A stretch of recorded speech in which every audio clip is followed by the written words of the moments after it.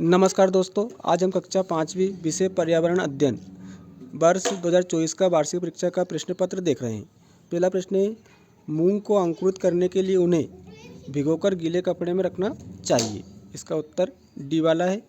दूसरा प्रश्न है, पत्थर या दीवार पर कुरेद कर की गई चित्रकारी को कहते हैं, तो उसे नक्काशी कहते हैं। ईंधन का सीमित स्रोत है डीजल। गांव की सफाई की जिम्मेदारी है तो सरपंच की, गांव के बुजुर्गों की, हम सबकी, पंच की, तो इसका उत्तर आ जाएगा हम सबकी। ग्रामीण लोगों को गांव छोड़कर जाने का मुख्य कारण है तो रोजगार का अभाव।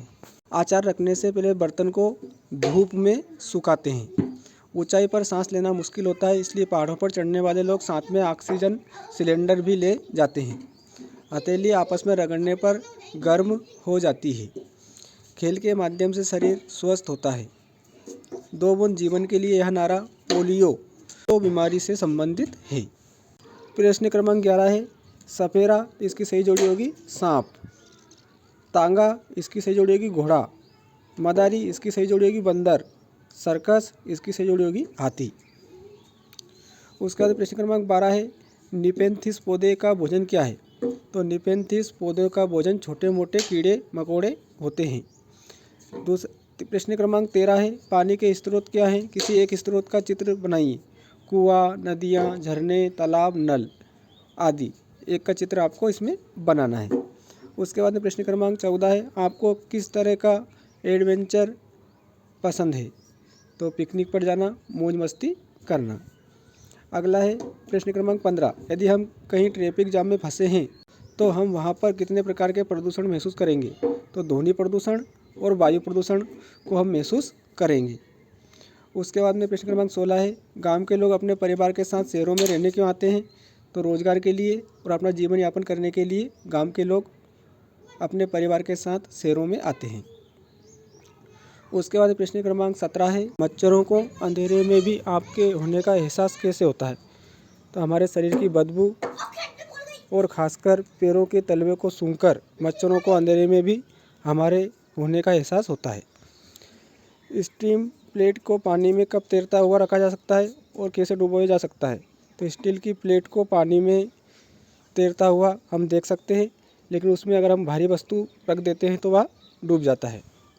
कोई 3 प्राकृतिक आपदाओं के नाम बताओ। तो भूकंप, सुनामी, ज्वालामुखी 3 प्राकृतिक आपदा हो जाएंगी। कोई ऐसे 3 कार्य लिखो जिन्हें करने के लिए तुम्हें फूंक मारनी पड़ती है। तो गर्म चाय को ठंडी करने के लिए, हथेली को गर्म करने के लिए, चक्री को घुमाने के लिए। आदिवासियों के लिए जंगल साझा बैंक क्यों है? तो आदिवासी जो हैं उनको जंगल से लकड़ी, औषधि, फल फूल मिलते हैं, इसलिए आदिवासियों के लिए जंगल साझा बैंक है।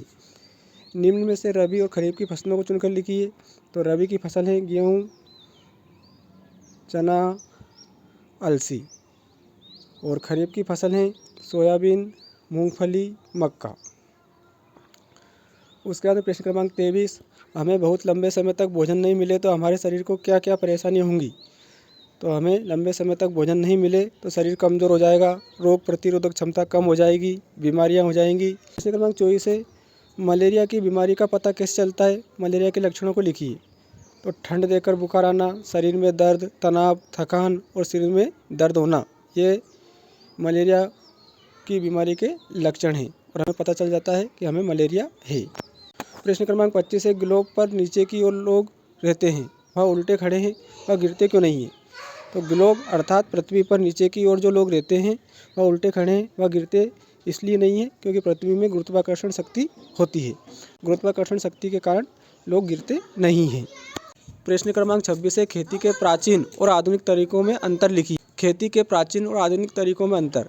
तो खेती पहले बैलों के माध्यम से, हल के माध्यम से होती थी। आधुनिक तरीकों में अब ट्रैक्टर के माध्यम से खेती होने लग गई है। तो प्यारे बच्चों और दोस्तों, आज हमने कक्षा 5वीं वार्षिक परीक्षा 2024 पर्यावरण अध्ययन का पेपर देखा। वीडियो को अधिक से अधिक शेयर करें, लाइक करें और चैनल को सब्सक्राइब जरूर करें। धन्यवाद।